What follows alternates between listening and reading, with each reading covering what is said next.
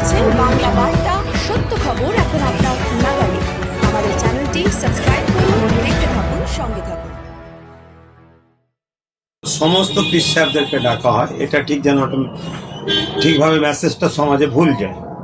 তথাকথিত বর্তমান সরকারের যারা একটু খায়ের খা বা তোষণ করে চলে বা গা ঘেঁষে চলে, তাদেরকে ডেকে একটা আলোচনা হয়, এটা আমাদের কানে আছে।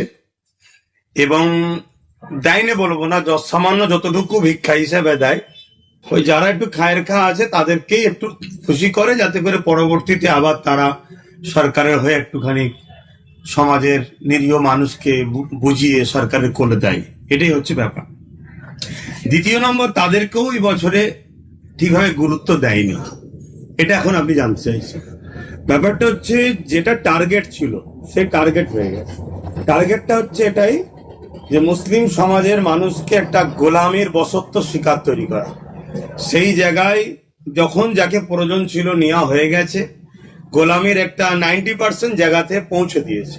না হয় বলুন মাদ্রাসার শিক্ষা ধ্বংস করছে যারা, এরপরও তাদের পক্ষে যে মুসলমান কথা বলে জানতে হবে এটা গোলামির দিকেই চলে গেছে।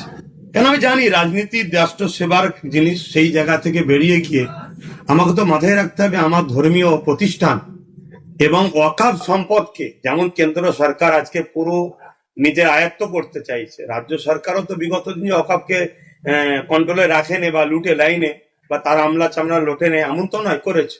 তাই আজকে প্রয়োজন নেই, তাই এদের কর দরকার নেই, সেই জন্য হয়তো গুরুত্ব দেয়নি। আর তৃতীয় নম্বর কথা, অনেক কিছু আশ্বাস দিয়েছে যেটা বলছেন, আমি আপনাকে আবার বলছি, যেভাবে ফুরফুরা শরীফের ঐতিহাসিক ইসালে সাহেবে পশ্চিম বাংলা ধর্মপ্রাণ মুসলিম সমাজের মানুষ, কোটি কোটি মানুষ ঝাঁপিয়ে পড়ে, তার তুলনায় আমি অন্য কোনো ধর্মস্থানকে দেয়া হোক এটা আমি বিরোধী করছি না, শাসক সভা। কিন্তু বাইরে থেকে যেভাবে গঙ্গাসাগর মেলাতে আসে বাইরের রাজ্যের মানুষ, তারা আমার রাজ্যে আসে, তাদের ফেসিলিটি দিক, রাজ্য সরকার করছে, এটা আমি বিরোধী করছি না। কিন্তু যাদের ভোটে তিনি সরকার, সেই তুলনায় ফুরফুরা শরীফে একটা ভিক্ষা দেওয়া বা তোদের আওকাত এতটুকুই, এভাবে ঘৃণা করা ছাড়া দ্বিতীয় কোনো বছরে সেরকম কিছু ভাবে হয়েছে বলে আমার জানা নাই। যদি জেনে থাকেন আপনারা আমাকে ধরিয়ে দেবেন, ভুলটাই মেনে নেবো, কিন্তু 100% বলছে আমি ঠিক জায়গাতেই আছি, সেভাবে দেওয়া হয়নি। এই যে আশ্বাস টাশ্বাস দিয়েছে তেমনই কিছু নয়, আপনারা তো এসেছেন, একটু ঘুরে দেখেন। এই কিছু লাইট, পিডাব্লিউ রোডের ওপরে লাইট, কেন লাইট কি এত বছর ধরে ঐতিহাসিক ইসালে সাহেব হচ্ছে অন্ধকারে ল্যাম্প জ্বালিয়ে হতো নাকি?